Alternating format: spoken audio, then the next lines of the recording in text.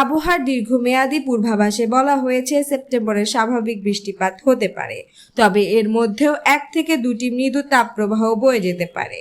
চলতি বছরে বর্ষার শুরুতে জুনের প্রথম দিকে দেশের ভারী বর্ষণ ও উজানের ঢলে বন্যার কবলে পড়ে উত্তর পূর্বাঞ্চল। ঈদের উৎসবের আগে ও পরের 2 সপ্তাহ দুর্ভোগে কাটে সিলেট, সুনামগঞ্জ সহ আশপাশ জেলার বাসিন্দাদের। সে সময় উত্তরাঞ্চলে পানি বেড়ে নিম্নাঞ্চল তলিয়ে যায়। উজানের ঢলে জুলাইয়ের শুরুতে দেশের উত্তর ও উত্তর পূর্বাঞ্চলে বন্যা দেখা দেয়।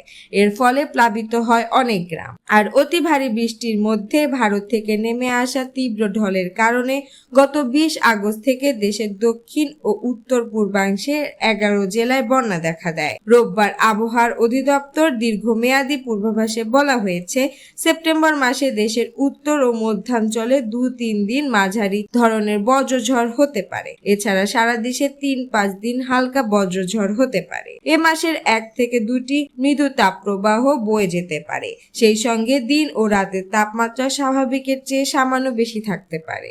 এছাড়াও ভারী বৃষ্টিপাতের কারণে দেশের উত্তরাঞ্চল ও উত্তর পূর্বাঞ্চল এবং দক্ষিণ পূর্বাঞ্চলে কিছু জায়গায় স্বল্প মেয়াদী বন্যার পরিস্থিতি তৈরি হতে পারে বলে সতর্ক করেছে আবহাওয়া অফিস।